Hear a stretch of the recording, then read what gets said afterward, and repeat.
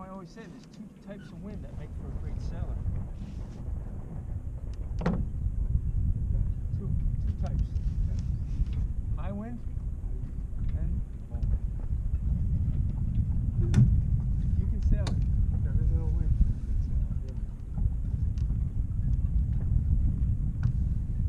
So, doing great. I'm going to ask you for a heading soon. A heading? I just keep this line over here. Head it out. It'll be ship shape. This how close to this point? Just about on the rocks. On the rock? Yeah, just about.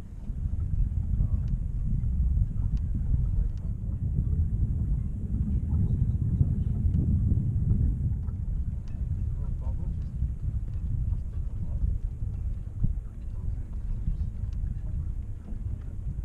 Trailing telltales. What thing? Telltales are all parallel? Yeah, mine always start going back and then they fall behind the leech. It's because you gotta ease it out a little more. Yeah, but then then it starts to look. Oh, Wait. it's a fine line. Sometimes you're talking about 1 inch difference. Yeah. Well, what's happening with mine is it's a inside mass roller pro. Okay. And the freaking leech is always too tight. And no matter how I release it, if I release all the cord of the leech, it's still too tight. How's your outhaul? The outhaul, if you don't get it all the way out, it's Pass me that. Phone on it. Perfect. Thank you. How's your outhaul? Oh no, leave that.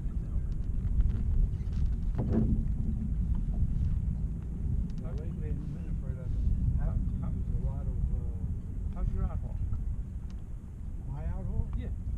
It's fucking tighter than the snail's Well, tail. that's the problem. You gotta release it.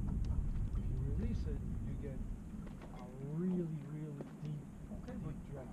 but the bottom of the sail, right at the boom, doesn't matter as much. But if you release it just a little bit, what happens? I gotta go in the boat. I gotta Well, see. yes, a little bit look.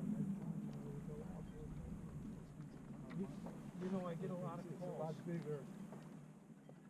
It's a lot bigger job to get it out of the slip than what. It almost takes the same amount of time it takes you. No, because it's my boat will not go in reverse to start. Okay. Right? So as soon as you put the engine in, the boat walks sideways Okay. to port. So you got a right-handed propeller. Right-handed propeller, but in reverse, and it just walks to the right. You got prop walk. Yeah, a lot. I think your keel comes back and your. No, it doesn't come all the way back. So It's a 4-foot. So your wheel, your propeller, is it is it inside the? yes. So it's In the skeg and the rudder. So that's usually the case with those boats. Yes. But there are techniques where you can use it and we can turn it to your advantage. One of the things that I get a lot is I get a lot of calls from boat owners who are like, hey, will you come out on my boat and teach me some lessons on my boat?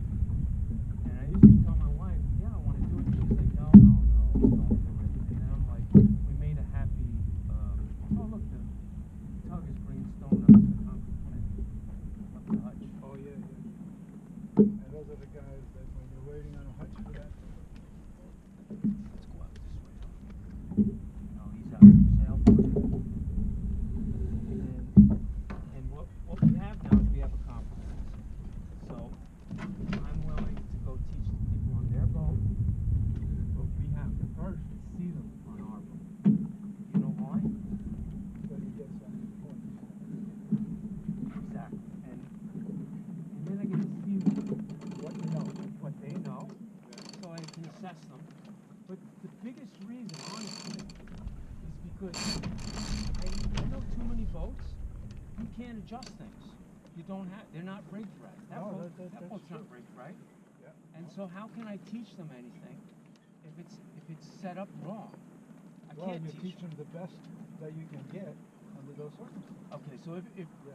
for instance, But I did a couple deliveries. One time I came, they had the boom bang on backwards. Okay? Yeah. They had the jib was on upside down. Okay. So you know, the whole lesson is going to be turning things around. Because you know, I make. never heard of a guy putting it to the side. Oh, it happens all the time. Happens all the time. You'd be surprised. Yeah. And then they can't figure out how come the thing. How do I get the sheets? What? I mean, you're really talking about some people that have to be numbskulls. No. If you've never sailed, or if you don't have enough experience, and you weren't lucky enough to get it young, you know, it's going to take a long time to figure these things out. It's not like driving a car. Driving a car in the old days, you had to know how to adjust the carburetor, how to do the choke, how to. I mean, I never had to crank, but the magneto and all that you had to do back in the old days by hand. You know, now you just get in, you turn the key, and you go. And literally, they don't even let it warm up. As soon as it starts, they put it in gear. So they think that's what it is on a boat. It's not. So we tell them, yeah, we'll teach you on your boat, but you got to come out here first. And the reason I want them out here is because, okay, so no names mentioned. Somebody from the Mars came on my boat recently, and I had been on his boat, and it's a beautiful new boat. This boat? I had been on his boat. Okay, but He came on this boat. He's got a gorgeous brand new boat, and he's asking me questions, and look at the question, I can't really answer it because it would involve a lot of explanation in the front end. And he's got his friends there, and I'm not gonna make the guy look bad or anything like that. So I said, yeah, no, it's all right, and we'll talk about it. So he came out on my boat. To his credit, he was humble. He wanted to learn, and I said, okay, look, I'm gonna change my outhaul. I'm gonna change my boom bang. I'm gonna adjust the tension on the backstay and bend the mast a little bit. He's like, oh, because I can do all that. It's all working on my boat. You know how many boats have the equipment and it doesn't work? That's the majority of boats. It's the majority. Because this boat wasn't like that when I got it. My mast don't bend because he's got a double wheel. Oh, yeah. No, some masts don't bend, but you can add jib forestay tension. By pulling aft on the backstay, you give forestay tension so that the foresail doesn't droop. It stays straight. Okay. In high wind, you want that. Right. You know. So, like for this boat that I got over there, it's a Cal 28. It doesn't come with a backstay adjuster. So I shopped around and found a backstay adjuster, and I'm just gonna put it on and re-rig the so that I can put some tension. Well, I have a hydraulic backstay. Oh, beautiful. But it's, when you adjust, you can't really pull the mast aft.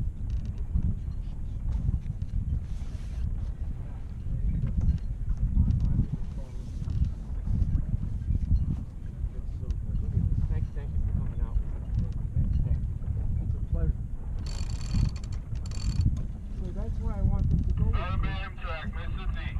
Because we can do all those adjustments. And then they see what they have to do. And then I tell them before I come to your boat, get that stuff working.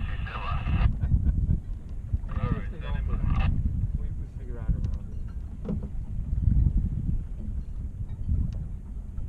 But you know what I found that was surprising, and now that I think about it, it's not that surprising. So what did this guy have to say? Oh, he loves it. He wants to go. Boat. Yeah, he wants to go again. And what kind of He boat had a was it? grin like this at the end of the day. It was like 10 or 12 out here. We were flying around under full sail. We went. Oh no, it was over 12. We had whitecaps all over the place. We were on our second reef. Oh wow. And I didn't know how hardy he was. He's actually very hardy and very brave.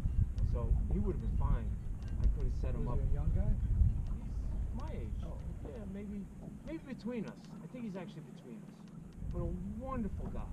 What's his name? No, I don't want to tell you. I told you no names. Oh, okay. No names. No names. Protect the innocent. Yeah, They're yeah. not innocent. So I don't want to talk about people. I don't like that. I get it. If I have really good things to say, I'll have. I'll let You guys can say know. good things about people, but you can't really say don't want to, Because you know, it's- maybe he doesn't want anybody to know he came out for lessons. You know, I don't know. People get in touch. Well, you know what? I think I will learn a lot from it. Because I never took a lesson in my life. I bought a Lightning, and I went sailing out Lake Ronkonkoma. Okay. The first day, I lost the rudder. Okay. The rudder broke. Right. The centerboard cable broke. Okay. Right. Rough Blew day. me on. Yeah. Wow. And it was, How'd you get home?